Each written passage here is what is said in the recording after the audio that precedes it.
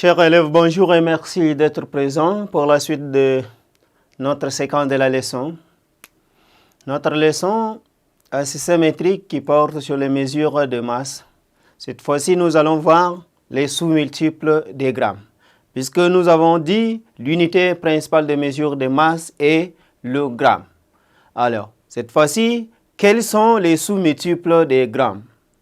Les sous-multiples des grammes sont, nous avons le décigramme.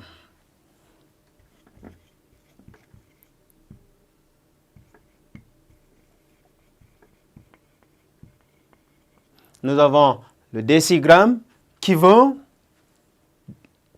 est la dixième partie du gramme. C'est-à-dire, on écrit décigramme. Décigramme qui est la dixième partie du gramme. Nous avons encore le centigramme.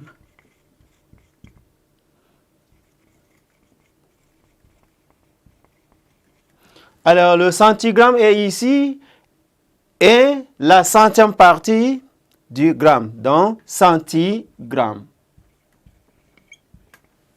Nous avons le centigramme. Après le centigramme, nous avons ce qu'on appelle le milligramme.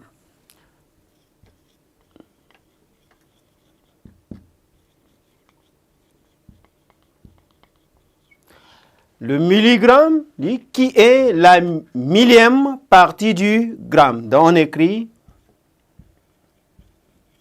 mg. Alors, si nous voulons exprimer ou convertir, nous avons déjà ici, nous avons vu déjà un multiple. Donc, nous avons l'unité principale qui est le gramme. Voilà ceux qui sont liés. Nous avons l'unité principale.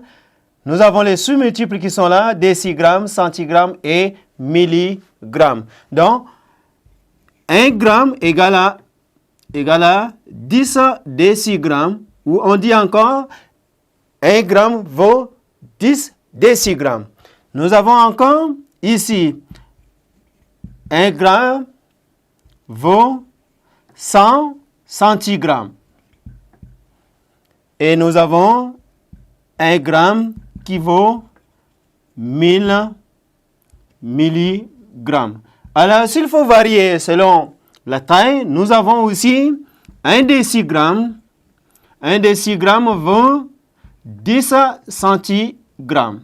Et nous avons 1 centigramme qui vaut 10 milligrammes. Si nous avons déjà 1 décigramme qui vaut 100 centigrammes, alors nous aurons 1 décigramme égale à 100 milligrammes. Alors, les unités vont de 10 en 10 plus petit ou plus grand.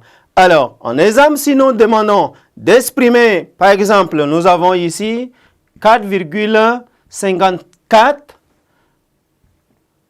centigrammes.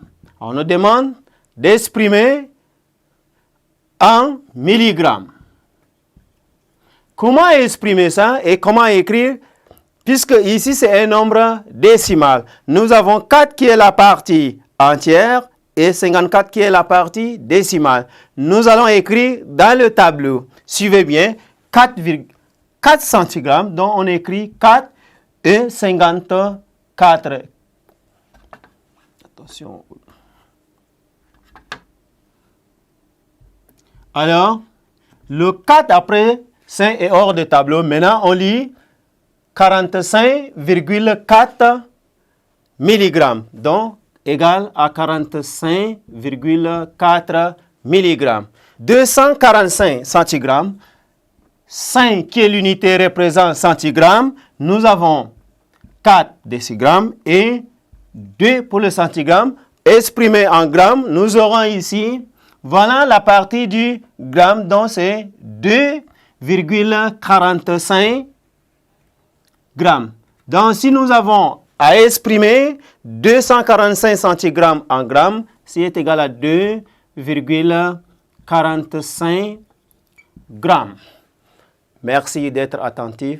Au revoir pour la suite de notre séquence.